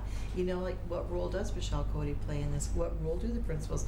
Do they know that we can grab the tapes? Do they know this? Do they know that? So I think it was really just to say, here it is. But I mean, you might go through 1 or 2 steps, or you might have to go bypass 2 or 3, go to 4 or 5, depending on what it is. Right. I think it is a really important tool, and as long as there is some sort of flexibility with it. In It terms of has that to be path. flexible. Right. Mhm. Yeah. Other questions for Brooke? Are these live buttons when they're on the website? Do you click on? No, they're not right now. Well, I have an idea. Perhaps you can share that with me. But they will be. They will be. Perhaps, okay. If there are no more questions about the channels of communication for Brooke, let's move on to the summer warrant signatures. So is that me? Oh, actually, I think that's probably Pat. I think Okay. it's probably going to come and just speak just briefly about why we need the summer signatures. Okay. And Pat, actually, might she's as going to well, be up you know, anyway. and I'll just She'll be stay coming up here. She's got a lot going on. So basically, the rule of thumb, and Alita, please feel free to pipe in too, is during the summer months, I mean, we still have to pay staff, we still have to do things, but we can't come or count on getting signatures from every single one of you during that time period because you're off on vacation, I hope, or at the beach or whatever it is that you're doing. So we generally tend to need fewer signatures. And I think, Alita, maybe, how many do we have to have generally to do? If you approve for the warrant subcommittee, then it would be 2, because the warrant subcommittee is 3, so you need a quorum of the warrant subcommittee. And you have a warrant subcommittee tonight, as of tonight. Yes. So you've got a group that's in We have place to 3 do that. people, yes. So what you're saying is we need a minimum of 2 people to sign the warrants You for need people a to quorum get of the this. subcommittee. Quorum of the sub. If you approve the subcommittee to sign the warrants. Okay, And you approved your committee tonight. yes. Would it, yes, Steve, go Gonna ahead. make a motion? Well, wait, I have to say something first. Okay. Would it be possible to send members of the committee the dates ahead of time so they can plug them in, so they know when? They're actually on the calendar.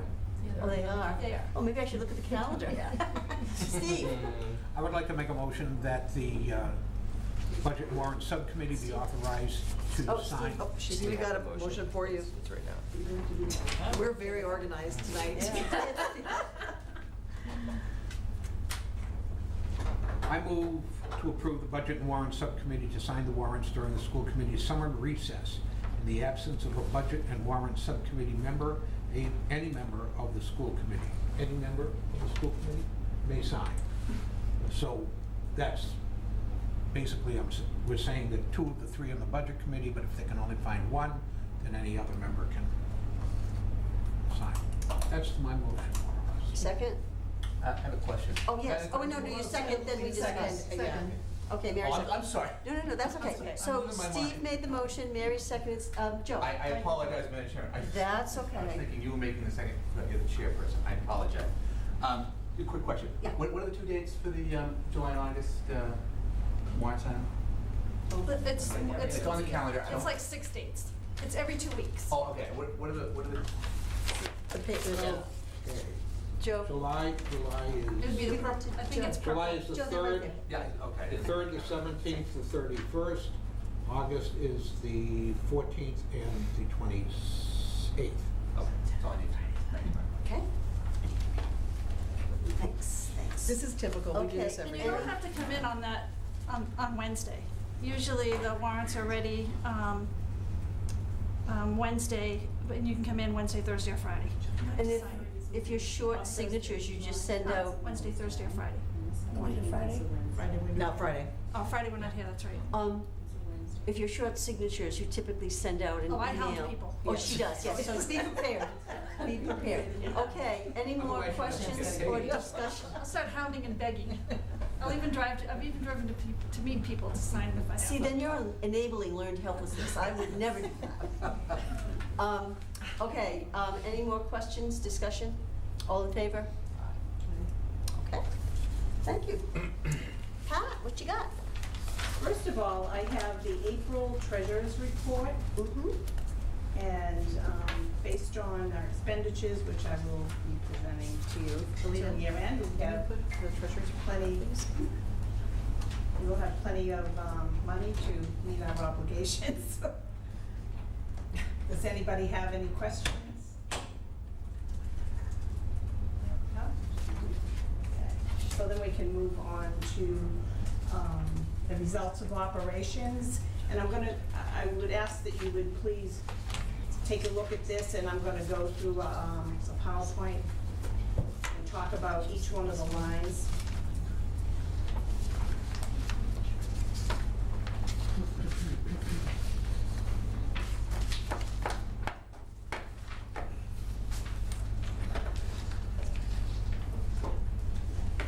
Sorry for the small print, but there are a lot of lines in this report, and I was trying to keep it short. So, the first line, the insurance and benefits, which is basically made up of all of our insurance and our health insurance, and then also included in that would be our assessments for retirement. So in that particular line, we have a surplus of $785,000. If you're following along with Pat, if you've got them, you can look at them side by side. That's really how she's gonna go out after this, so Thank if you. you're toggling back and forth, Yep. that's how she's grouping up. Is everybody, And I think too, there's really nothing new on here at all. Like, No, there really isn't. So, I anything. mean, I So don't I'll think you. just go over this pretty quickly. Yeah, and then I wanna speak to a couple of things too at the end. At the end, I have some things I want to discuss. Most of the surplus was due to health and dental insurance projections that were budgeted at an increase of 7%. That was during the budget process. When we actually got our rates, they were far more favorable. Our experience was a lot better than they had anticipated. And also, the Insurance Advisory Committee met, and we made some adjustments to our plans, which also saved us a lot of money in that regards. So for the bulk of that is due to the health insurance, and then also we had a pretty good year for workers' comp.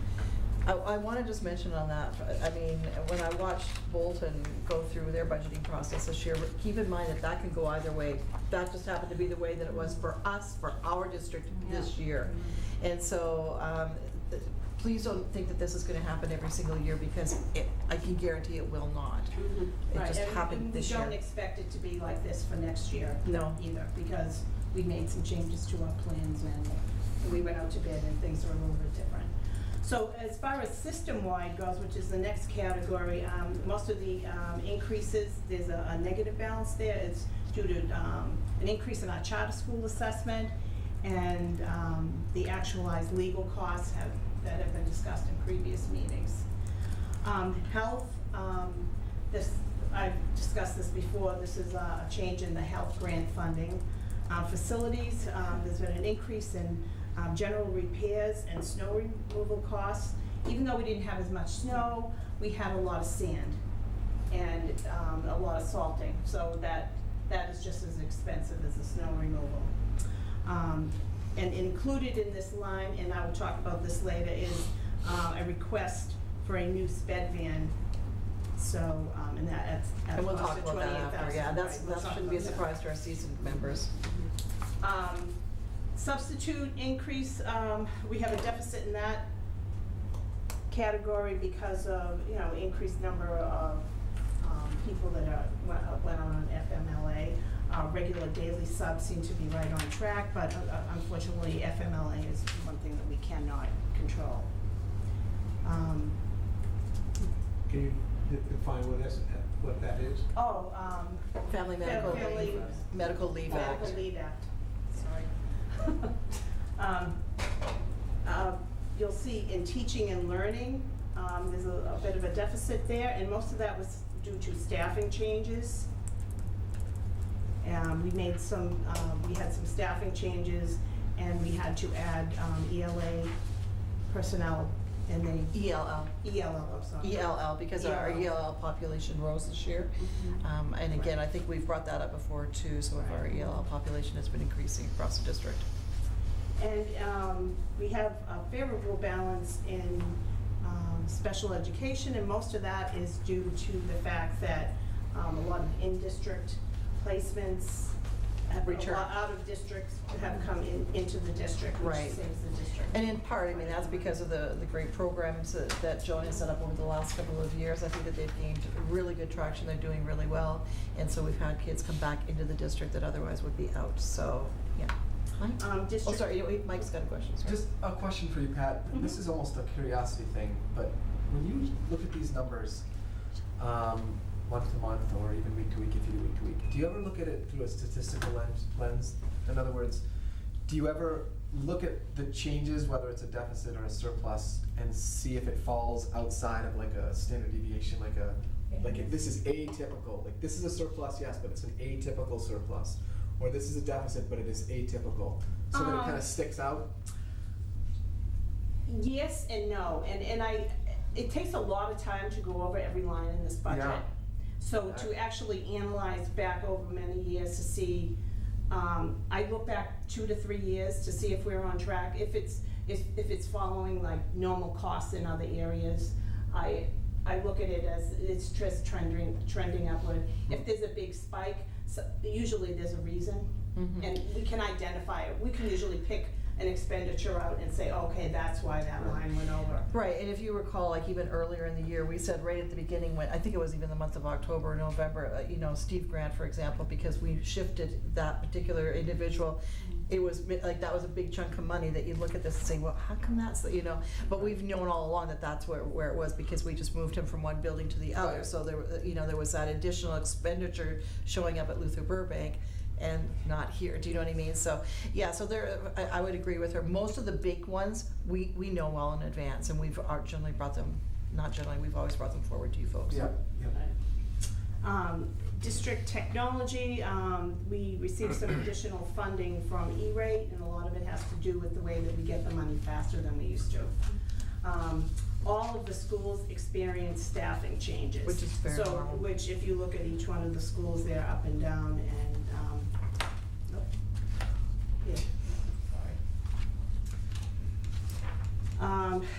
in summary, the surplus will allow us to replace much of what we took out of E&D as a revenue source for fiscal year 19.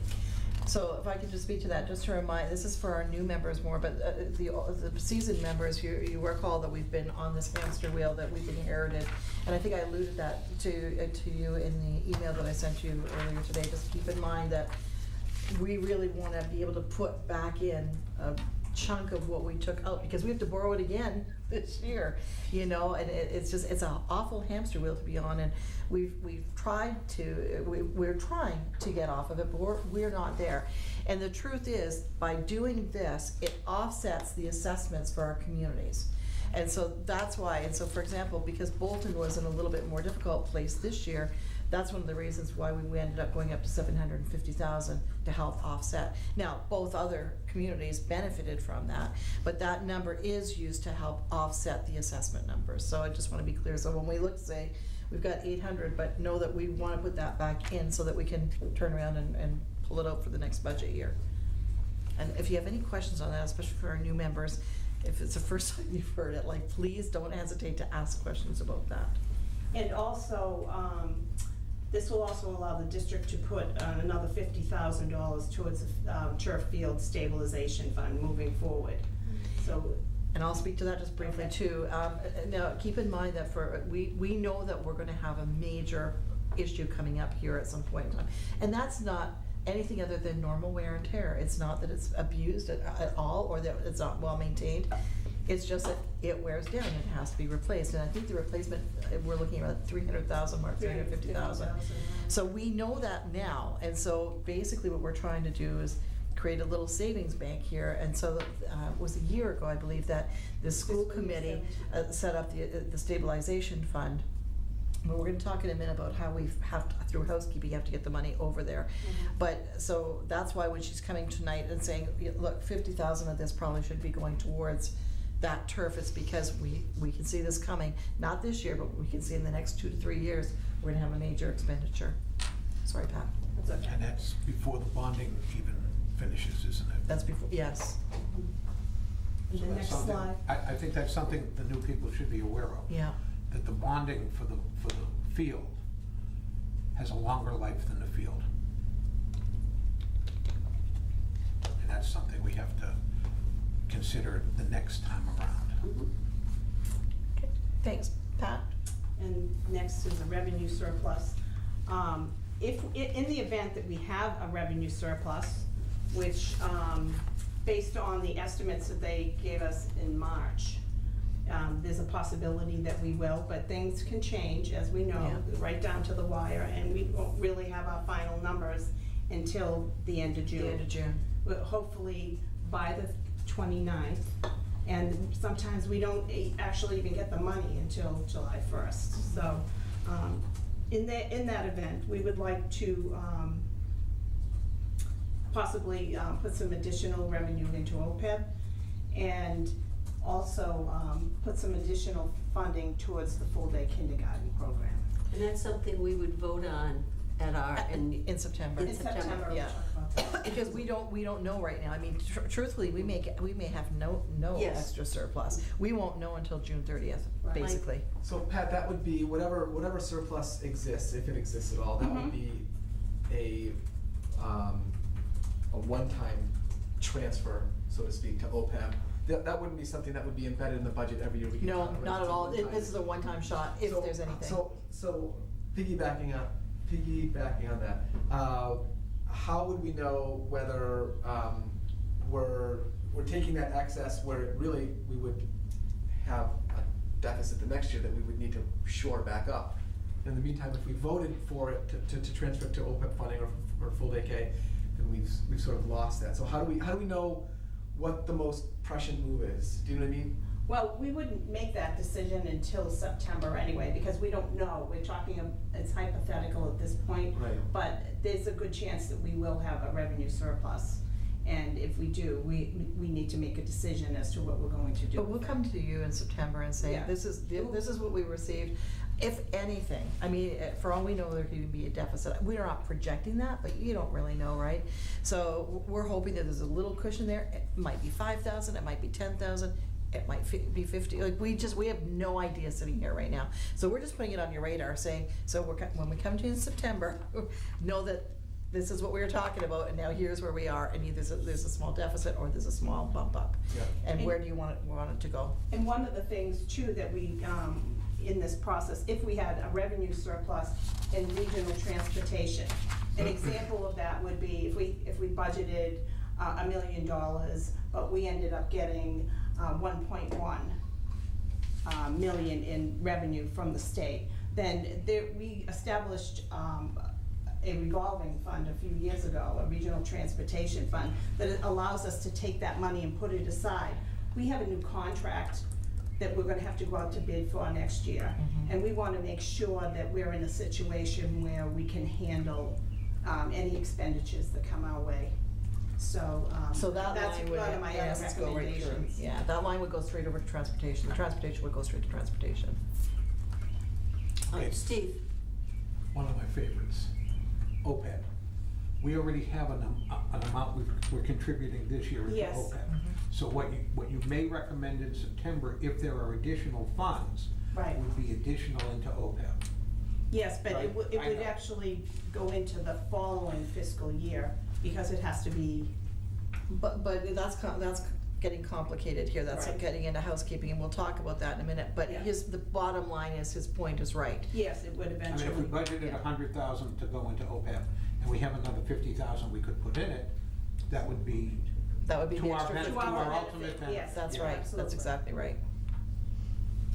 So does anybody have any questions on anything that I just, okay. Oh, wait, sorry, I have a question. Oh, you do, okay. The money coming from this year's budget, if there's a budgetary surplus, so the 800,000 for the E&D and then the 50,000 you're Mhm. talking about for the turf field. Right. Does that have to be allocated, like, tonight? No, I'm just telling you what I think, Okay. where it's going to. Because land. the truth, like, that 800 number may still change between now and September. These are her projections right now. Okay.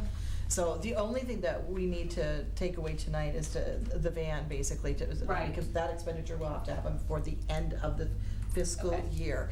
But the other numbers could still change, like I think even last year, I think what we projected and what we ended up with were marginally different, you know, so there's still a lot of processes. I mean, she's telling you a couple of weeks in advance before year end even happens. Sure. So these are, these are the projections, heads up, this is Okay. what we see coming. Just thinking about it holistically with like the turf field and then OPEB and then, Mhm. you know, kindergarten, Right, and and this being is able what to do I'm- that all at once as opposed to. I'm recommending to you, you can decide to do whatever you want, but this is what I have as a recommendation. I know that like with the turf field, I know that's gonna creep up on us fast.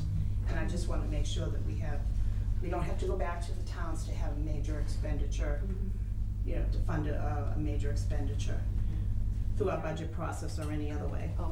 But I do, I wanna. Mary has a Oh, question. Oh, I'm sorry, Mary. No, that's all right, and so this might be for administration, but for all of you, Mhm. as you think about full-day kindergarten and knowing that the gap year, have you already done a study whereas you show what the gap year is, and then the following year, when students are considered full-time, we're gonna get more state funding? I mean, have you already Yes. done that? Oh my gosh, Oh, yes, yes, yeah. we've That's done already it. done. Okay. If you take a look back at some of our presentations, Mary, you'll see all those figures in. Okay, will any of that change?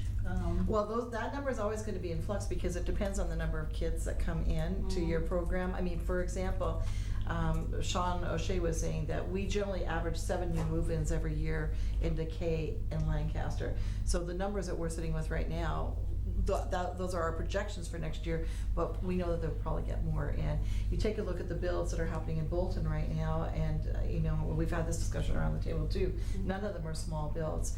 They're not first-time buyers. Do you know what I mean? These are houses that are going to bring children. We don't know what those ages are going to be. So that number is always going to be in a little bit of flux. Interestingly, that what I've heard though is from the town that that people are downsizing and coming to Bolton from, let's say, Weston and Wellesley, and they're older and don't have children. So that's interesting. I mean, we can track all that too. Yeah. But I'm just very interested in full-day kindergarten and being free, since 95.8% of the districts in Massachusetts, when you see a map of it. I mean, this is the first chance, you know, I know that this has been an ongoing issue, but, you know, we fund this on the back of the kindergarten parents. And so whatever we can do to, But it's that's all. what I wanna say is that the approach that Brooke is taking, I find it to be a very thoughtful approach, because one thing we could have done was say, we need $600,000, we'll put it on the budget and slug our way through town meetings. And this approach where you're sort of saving up to do it. And so as we look, what is the price tag, like $600,000 or something? For that gap. How we get to there, and this has been very palatable to the towns. At the Lancaster Town Meeting, this is what people wanted to know about. There was a warrant article about creating stabilization fund about full day K. And so the explanation was similar to what I just said, and it passed. What folks wanna see is they want programs, they want improvements, but they also want us to be thoughtful about the money that we are investing and what the impact is on the town. So I agree. I mean, if there was a way to do it tomorrow, we're all on board, and I think the school committee has been consistent on that. And it's not happening fast enough, but it's going to happen. So, but I hear what you're saying, yeah. So it would be good to see, to bring it up again, that we'll talk about We that. will, it's gonna come up in the budget, Because looking at budgetary items that'll be coming up, when we talk about the field, Mhm. whether we talk about the high school, what districts have to do is at some point, they have to bite the bullet and do it, because I'm just apprehensive as I'm looking at expenditures that are coming up, Mhm. that is it ever gonna be a good time? I mean, Well- it's really You're talking concerning. about K though? K, yeah. Yeah, so, but I think that from our perspective right now, like, we know that we knew that we couldn't do it next year because we didn't have $600,000. So we knew that we couldn't do it in the 19-20 year. And we thought it would take us at least 2 years, maybe 3 years to get that 600,000 set aside. So we knew we couldn't do it in 19 and 20, we knew we couldn't do it in 2021, but we felt we could, hopefully, we'll see, we're aiming for 21, 22, or 22, 23. If we have, so basically, we have to have that money in the bank, that 600,000, to be able to run that program.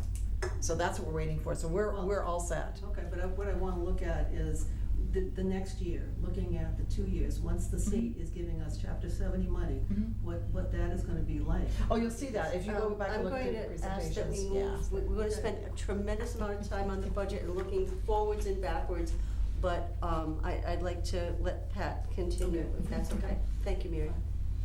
So actually, tonight I have 2 votes that I need. One is a housekeeping and the other is for the purchase of the sped van.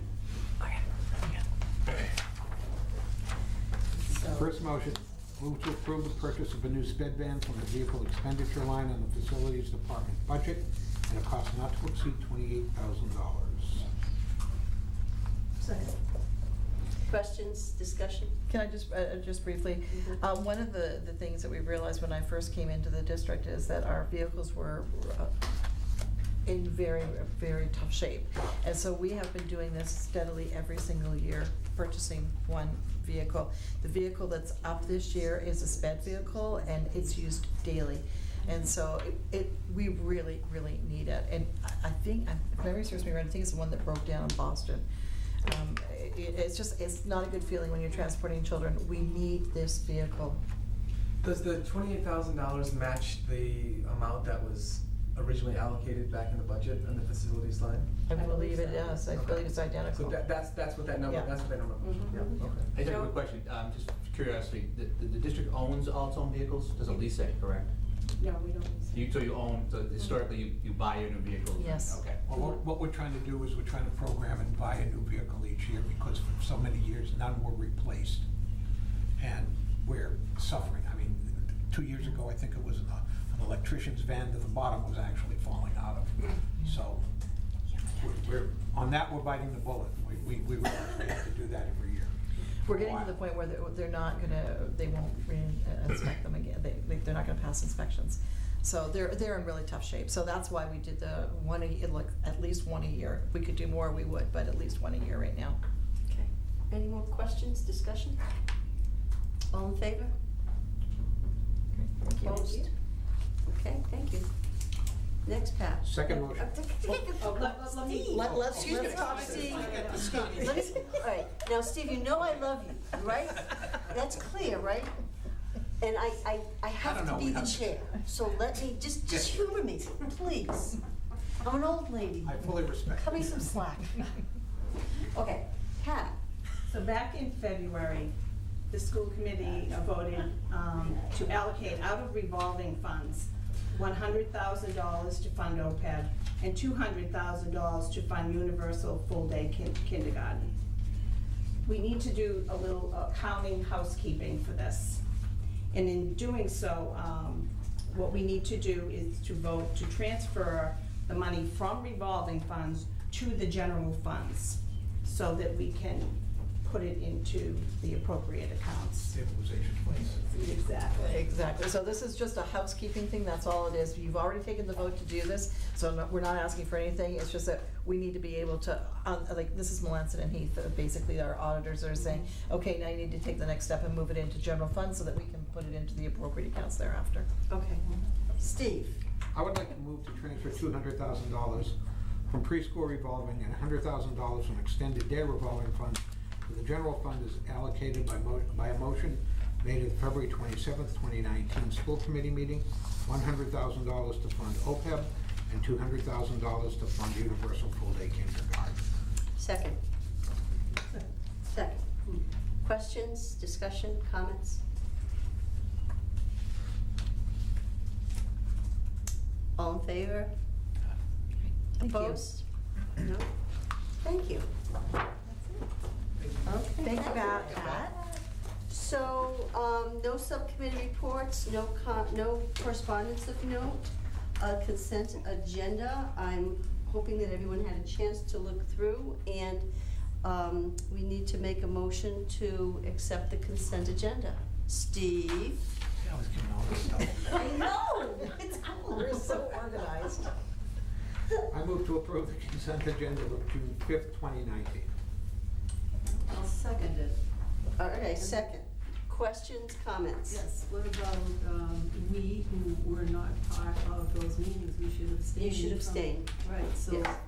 now, the consent agenda, we would do, it's all bundled, it's a bundle, right? Okay, Right. we can, So what, we can It's the only minutes. do, I know, but we were only here for May 22nd. okay, so let's do Two of this. us. Abstain from all of them. 1, 2, 3, you were here for May 22nd, and the warrants. Okay, so let's amend the motion, the consent agenda, to approve the minutes of 3/27, 4/24, and 5/8.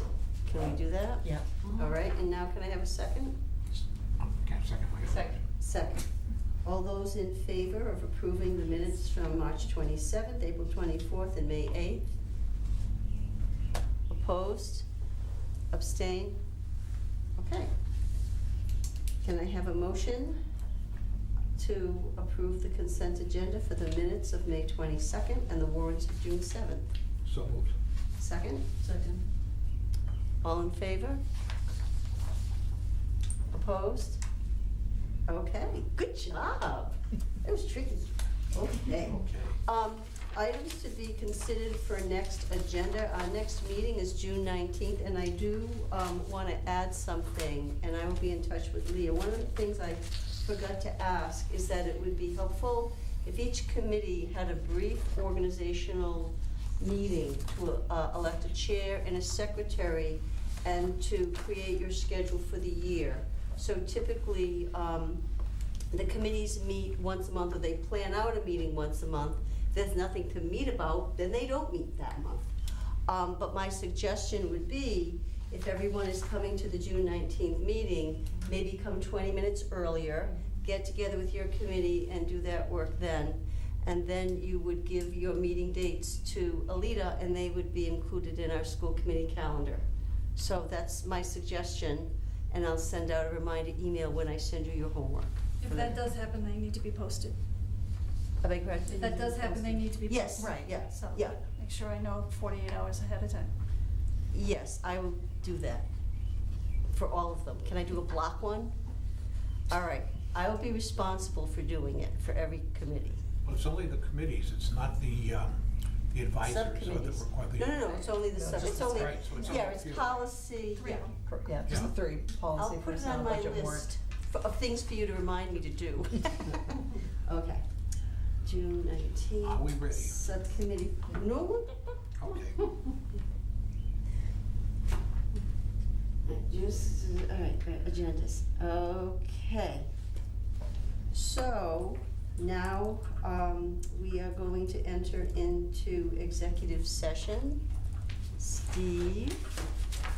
I move to go into executive session pursuant to MGL Chapter 30A, Section 21A7, to comply with or act under the authority of any general or special law or federal grant and aid requirements, review of executive session minutes of April 10th, 2019 and April 24th, 2019, in accordance with open meeting law MGL Chapter 30A. Various sections to include Superintendent Clenchey, Assistant Superintendent McGuire, and Recording Secretary Alita Masterson. Committee will adjourn in executive session. All in favor? Oh, we have to do a roll call. It's a roll call, right. Okay, Alita Rita, do you mind taking the roll? Who seconded it? Who seconded? Second. Okay, good. Moving along. Okay. Now roll call. Mike? Yes, I'm here. Yes. Yes. Kathy? Yes. Steve? Yes. Okay. Thank you. Does anybody Thank you. need a 4-minute break? Or Good do you night. wanna power At least a through? 4-minute break. All right.